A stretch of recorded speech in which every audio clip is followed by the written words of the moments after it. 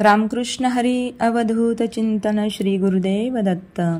आपल्या जीवनामध्ये एखादा आजार जर निर्माण झाला आणि तो काही केल्या जात नसेल, खूप प्रयत्न करूनही तो आजार जात नसेल, तर महामृत्यू कवच जे आहे त्याचं आपण पठन केलं पाहिजे.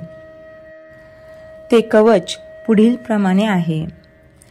अथ श्री महामृत्युंजय कवच. ओम अस्य श्री महामृत्युंजय कवचस्य श्री भैरव ऋषिः गायत्री छन्दः श्री मृत्युंजय रुद्रो देवता. ओम बीजं जो शक्तिः सः किलकम्.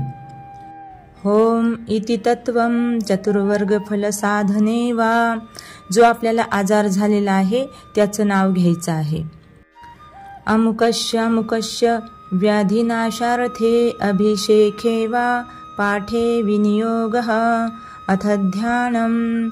ओम चंद्रमंडलमध्यस्थे रुद्रमाले विचित्रिते तत्रस्थं चिन्तय सात्यं मृत्युं प्राप्तोऽपि जीवति. अथ कवचम्. ओम जु सः होम शिरः पातु देवो मृत्युंजयो मम. श्री शिवो वैललाटं च. ओम होम भ्रुवो सदा शिवः. नीलकण्ठोऽवता नेत्रे कपर्दीमेव ताच्युति.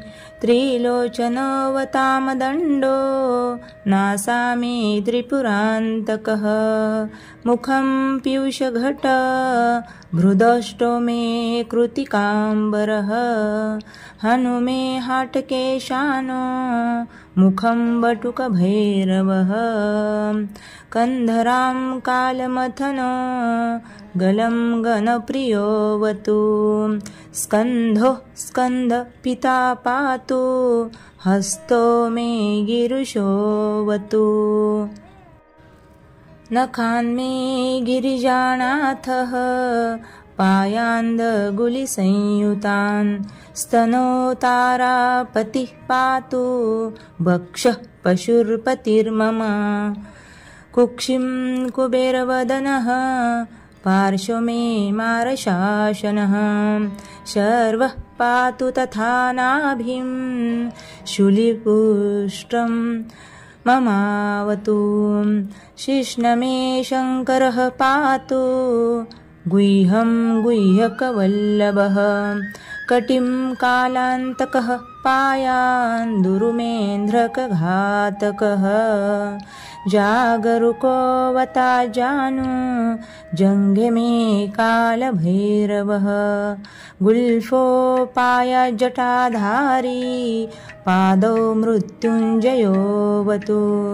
पादादिमूर्धपर्यन्तं सद्यो जातो ममावतु. रक्षाहीनं नामहीनं वपुपात्वमृतेश्वरः. पूर्वे बलविकरणो दक्षिणे कालशासनः. पश्चिमे पार्वतीनाथ उत्तरेन्मान्मनोन्मनः.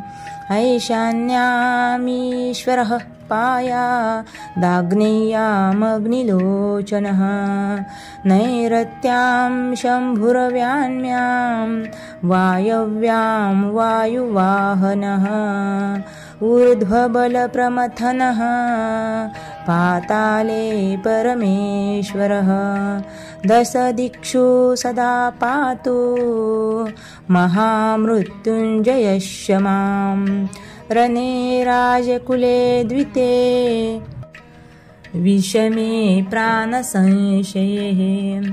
पायादोजुमहारुद्रो देवदेवो दशाक्षरः. प्रभाते पातु मां ब्रह्मा माध्याह्ने भैरवोऽवतु. सायं सर्वेश्वरः पातु निशायां नित्यचेतनः. अर्धरात्रे महादेवो निशान्ते मां महोदयः. सर्वदा सर्वतः पातु। ॐ जूं सः ॐ मृत्युञ्जयः इतीदं कवचं पुण्यं त्रिषु लोकेषु दुर्लभं सर्वमन्त्रमयं गुह्यं सर्वतन्त्रेषु गोपितं पुण्यं पुण्यप्रदं दिव्यं देवदेवाधिदैवतम् य इदं च पठन् मन्त्रं कवचं वाचयेत्ततः